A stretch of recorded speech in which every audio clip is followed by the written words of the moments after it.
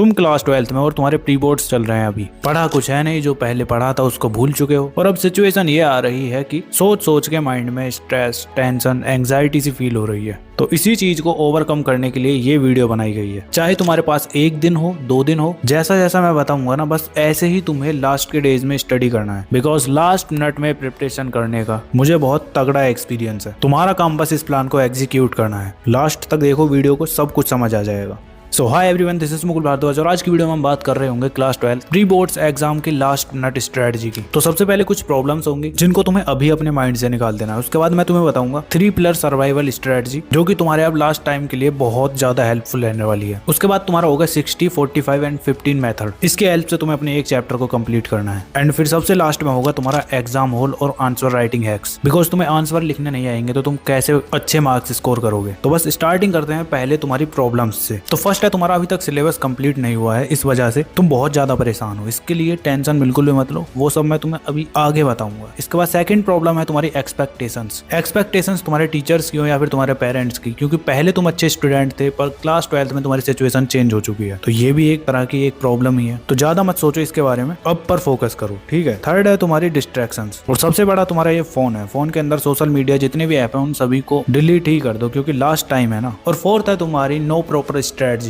Because YouTube पर तुम एक वीडियो तो देखते नहीं, कभी किसी की वीडियो देख लिया, कभी किसी की, एग्जीक्यूट किसी को करते ही नहीं हो। ऐसा ही करते हो ना, कमेंट में बताना जरा। तो अब तुम्हें कोई स्ट्रेटजी नहीं देखनी है, बस ये लास्ट है, इसी को एग्जीक्यूट करना बस। तो अब जैसा तुम्हारा लास्ट टाइम है, तो इस टाइम पर सबसे पहले आती है तुम्हारी 3 पिलर सर्वाइवल स्ट्रेटजी। इसके अंदर तुम्हारा फोकस बस इन 3 पिलर्स पर होना चाहिए। पिलर 1 है तुम्हारा क्वेश्चन नोट चैप्टर्स। अब ये क्या है? ये है तुम्हारा कि जैसा लास्ट टाइम है ना प्री बोर्ड्स के लिए, तो अब तुम्हें पूरे चैप्टर्स नहीं पढ़ने हैं, तुम्हें बस क्वेश्चंस को देखना है और उनके आंसर्स को याद करना है। बस याद करना है या समझना है, सेम ही एक ही बात है, ठीक है। ऐसे ही तुम्हारा सेकंड पिलर आता है डायग्राम्स, फॉर्मूला और कीवर्ड्स। ये है तुम्हारा नोट्स के लिए। तो तुम्हें शॉर्ट नोट्स बनाने हैं। जब भी तुम एक चैप्टर को पढ़ने के लिए बैठोगे ना, उसके अंदर तुम्हें ये 3 चीजें ही देखनी है बस, मतलब लिख रहे होगे, ठीक है। एंड थर्ड पिलर है तुम्हारा नो योर पेपर पैटर्न। तुम्हें अपने पेपर का पैटर्न पता होना चाहिए और उसके लिए तुम्हें बस 2 चीजें करनी है। तुम्हें सबसे पहले PYQs को देखना है और सैंपल क्वेश्चन पेपर्स को सॉल्व करना है। कैसे सॉल्व करना है अभी आगे बताऊंगा। उससे पहले अगर तुमने सैंपल क्वेश्चन पेपर नहीं लिया है ना अभी तक, तो उसके लिए लोगे तुम फिजिक्स वाला का ये सैंपल क्वेश्चन पेपर। सबसे यूनिक होने वाला है ये तुम्हारा। वो कैसे आओ बताता हूँ। देखो, इसके अंदर सबसे पहले तुम्हें मिलेंगे फ्रीक्वेंटली आस्क्ड क्वेश्चन, उसके साथ exam ready answering template that score, और उसके साथ साथ CBSE 2025 कॉम्पिटेंसी बेस्ड फॉर्मेट तो तुम्हें इसके अंदर मिलेगा ही। और रिवीजन के लिए शॉर्ट नोट्स यानी चीट सीट तुम्हें इसके अंदर मिल रही होगी। और बोनस के तौर पर 111 मोस्ट प्रोबेबल क्वेश्चंस, जो कि एनालाइज्ड एंड सिलेक्टेड PYQs से हैं। अगर एग्जाम से एक दिन पहले रिवीजन करना है तो इनको कर लो, बस इनफ है। और क्वेश्चंस के जो सॉल्यूशंस है ना, उनमें आंसर राइटिंग पर बहुत ही अच्छे से ध्यान दिया गया है। तो इतना कुछ तुम्हें और किसी सैंपल क्वेश्चन पेपर में नहीं मिलने वाला। और मेरी मानो तो अभी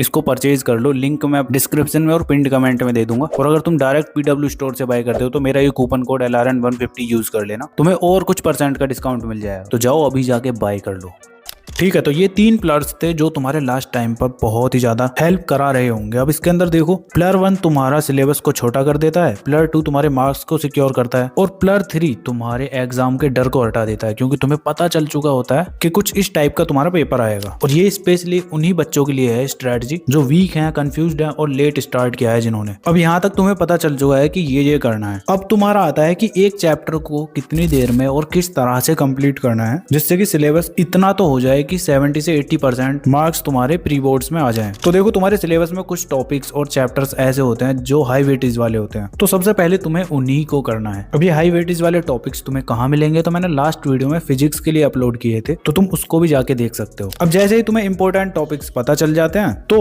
उसके बाद तुम उनको करोगे कैसे। उसके लिए सिंपली तुम्हें ये 60, 45 और 15 वाले मेथड को यूज करना है। तो क्या है ये, चलो बताता हूँ। तो इसके अंदर सबसे पहले आता है तुम्हारा 60। तो 60 का मतलब है तुम्हारा 60 मिनट यानी 1 घंटा। इसके अंदर तुम्हें थ्योरी एंड अंडरस्टैंडिंग पर ज्यादा ध्यान देना है। तो तुम्हारा जिस भी सब्जेक्ट का पेपर है ना, उसकी प्रिपरेशन करते टाइम तुम्हें अपने एक चैप्टर को 60 मिनट के अंदर उसकी तुम्हें थ्योरी को अच्छे से अंडरस्टैंड करना है, रट्टा नहीं लगाना है, उसको समझना है बस। जैसे मैंने बताया था ना कि क्वेश्चंस को देखो और उनके आंसर्स को बस समझो। अब क्लास 12th के 90% बच्चों की प्रॉब्लम क्या है कि वो सीधा बुक उठाते हैं और पढ़ने लग जाते हैं, बस 5 से 10 मिनट पढ़ते हैं, उसके बाद बोर हो जाते हैं। तो इसी चीज को ओवरकम करने के लिए ये तुम्हारे 60 मिनट होने वाले हैं। इसके अंदर तुम्हें अपने इंपॉर्टेंट टॉपिक्स को अच्छे से बस समझना है। चैप्टर को तुम्हें पढ़ना नहीं है, उसके कॉन्सेप्ट्स को समझना है। 60 मिनट बस तुम्हें यही करना है। अब एग्जाम्पल के तौर पर तुम पढ़ रहे हो इलेक्ट्रिक चार्ज एंड फील्ड्स वाला चैप्टर, तो उसके अंदर तुम्हें बस ये देखना है कि कूलम्ब्स लॉ क्या है, इलेक्ट्रिक फील्ड क्या है, Gauss law and its application. बस इन चीजों को तुम्हें समझना है कि कैसे कैसे क्या चीजें हो रही हैं। एक बार तुम्हें उस चैप्टर की सारी चीजें समझ में आ गई ना, तो फिर तुम्हें क्वेश्चंस को सॉल्व करने में कोई प्रॉब्लम होने ही नहीं वाली। अब उसी के लिए तुम्हारे इस मेथड के अंदर 45 डिनोट करता है 45 मिनट को। इसके अंदर तुम्हें क्वेश्चंस की प्रैक्टिस करनी है। अगले 45 मिनट के अंदर जो तुमने 60 मिनट में पढ़ा था ना लास्ट में, उन सभी के तुम्हें क्वेश्चंस की प्रैक्टिस करनी है। और क्वेश्चंस कहाँ से सॉल्व करने, मैंने बताया था ना, प्रीवियस ईयर क्वेश्चंस लगाने हैं और साथ में सैंपल क्वेश्चन पेपर्स। बिकॉज इतना टाइम नहीं है कि तुम अब एनसीईआरटी के सभी क्वेश्चंस को सॉल्व करने के लिए बैठ जाओ या फिर कोई स्टैंडर्ड बुक लगाओ। लास्ट टाइम है तो बस पीवाईक्यूज कर लो और थोड़ा बहुत टाइम बच जाता है तो सैंपल क्वेश्चन पेपर्स। अब पीवाईक्यूज में भी तुम देखना कि कुछ क्वेश्चंस तुम्हारे बार बार न्यूमेरिकल वैल्यू चेंज कर पूछे जा रहे हैं, तो जो तुम्हें ऐसे दिख रहा है ना, बार बार रिपीट हो रहे हैं, उनको तुम्हें बस देखना ही है, क्योंकि ऑलरेडी तुम्हें पता होगा कि कैसे सॉल्व करना है। बस ऐसे ही देखो ऊपर से और अपने माइंड में सोचो कि आगे क्या प्रोसेस होता है इसका, कैसे इसको सॉल्व करना होता है। 30 सेकंड के अंदर सॉल्व कर लो। अगर नहीं होता है तो फिर कॉपी पेन लेकर बैठो और करो फिर, क्योंकि इसी तरह से तुम्हारे कॉन्सेप्ट और ज्यादा पक्के होंगे। जब तुम क्वेश्चंस की प्रैक्टिस करोगे ना, तो तुम्हें समझ आ जाएगा कि हाँ, यहाँ पर वो वाला कॉन्सेप्ट यूज हो रहा है। थ्योरी वाली चीजें तुम्हारे माइंड में क्लिक होने लगेंगी। अब तुम्हें 60 का पता चल चुका है, 45 का पता चल चुका है, अब बचता है तुम्हारा 15। अब ये 15 तुम्हारा डिनोट करता है 15 मिनट को। इसके अंदर बस तुम्हें रिवीजन करना है। जितना भी तुमने पूरा चैप्टर पढ़ा है ना, उसको तुम्हें रिवीजन करना है और शॉर्ट नोट्स बनाने हैं। बस डिटेल नोट्स नहीं, शॉर्ट नोट्स। बस जैसा मैंने तुम्हें ऊपर बताया था, कीवर्ड, डायग्राम और डेफिनेशन और फॉर्मूला, बस यही चीजें लिखनी है तुम्हें, वो भी शॉर्ट में। जो कुछ भी पढ़ा है उसको 15 मिनट के अंदर रिवाइज कर दो अच्छे से। बस इतना ही करना है। ये मेथड तुम्हारे सभी सब्जेक्ट को इजीली कवर करा के दे रहा होगा। अब यहाँ तक तुम्हारी बात हो चुकी है कि तुम्हें अपने घर पे रहकर क्या करना है, कैसे प्रिपरेशन करनी है। अब आता है तुम्हारा एग्जाम हॉल और आंसर राइटिंग हैक्स। बिकॉज अगर तुम्हें यही नहीं आता ना, तो तुम्हारे मार्क्स काट लिए जाएंगे। तो उसके लिए क्या करना है चलो बताता हूँ। तो सिंपली यार, तुम इन 4 स्टेप्स को फॉलो करोगे एक आंसर को लिखने के लिए। फर्स्ट, जब भी तुम किसी आंसर को लिख रहे हो ना, उसकी हेडिंग सबसे पहले लिखो। अब जैसे तुम्हारे मूवी का ट्रेलर होता है ना, पहले ट्रेलर को देख के पता चल जाता है कि मूवी किस बारे में है, ऐसे ही तुम्हारे आंसर्स के लिए हेडिंग्स इंपॉर्टेंट होती हैं। टीचर सबसे पहले तुम्हारी हेडिंग्स देखेगा और क्या पता उनको ही देख के वो तुम्हारे आंसर को सही भी कर दे। अंदर चाहे तुम कुछ भी बना के लिख दो। बिकॉज हेडिंग्स के फायदे ये हैं कि तुम्हारे एग्जामिनर को लगेगा कि आंसर अच्छा लिखा है और साथ में तुम्हारी प्रेजेंटेशन स्ट्रॉन्ग लगती है उससे, और एग्जामिनर को कॉपी चेकिंग में आसानी होती है। ठीक है, तो ध्यान रखो, हेडिंग्स तुम्हारे लिए बहुत ज्यादा इंपॉर्टेंट है। जब भी किसी आंसर को लिखो उससे पहले हेडिंग्स तुम्हें लिखना आना चाहिए। ठीक है, इसके बाद आता है तुम्हारा सेकंड, अंडरलाइन करो। जब भी तुम कोई भी आंसर को लिख रहे हो ना, उसके अंदर तुम्हें इंपॉर्टेंट चीजों को अंडरलाइन करना आना चाहिए। तो एग्जामिनर जब भी पेपर चेक करता है ना, तो उसके पास 100 ऐसी पेपर्स की कॉपी होती है, तो वो एकदम पूरा डिटेल में पेपर को चेक नहीं करते। उनको बस आंसर के अंदर हेडिंग देखनी होती है और कीवर्ड्स देखने होते हैं जो अंडरलाइन हुए होते हैं। अब तुम ही बताओ, तुम अगर टीचर हो तो तुम्हारे पास बहुत सारे पेपर्स हो चेक करने के लिए, तो तुम आंसर के अंदर इंपॉर्टेंट चीजें ही तो देखोगे बस। इससे तुम्हारा भी टाइम सेव होगा और पेपर भी जल्दी चेक हो जाएंगे। तो सिंपली तुम्हें इन सभी चीजों को अंडरलाइन करना है। नंबर 1 है तुम्हारा कीवर्ड, सेकंड है तुम्हारा डेट्स, थर्ड है तुम्हारा साइंटिस्ट एंड ऑथर्स के नेम्स, फोर्थ है तुम्हारा डेफिनेशन, फिफ्थ है तुम्हारा फॉर्मूला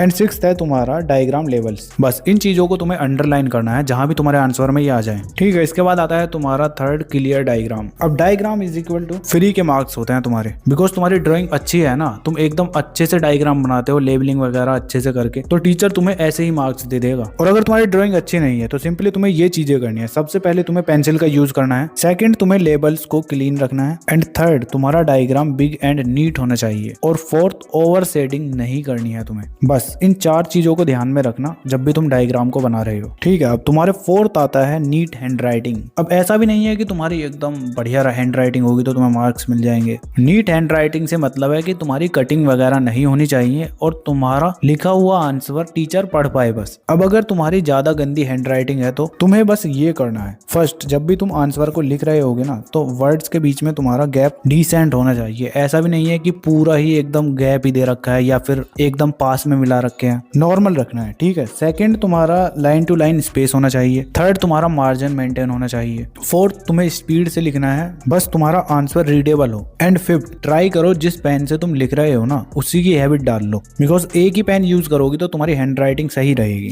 ठीक है, तो यही कुछ तुम्हारे आंसर राइटिंग हैक्स थे। वीडियो कैसा लगा कमेंट करके बता देना, एंड नेक्स्ट वीडियो किस टॉपिक पर चाहिए वो भी बता देना। तुम्हें अपनी अपने स्क्रीन पर ये वीडियो शो हो रही होंगी, अगर टाइम है तो देख सकते हो। बाकी चलो मिलते हैं नेक्स्ट वीडियो में, तब तक के लिए keep learning, keep studying and keep smiling.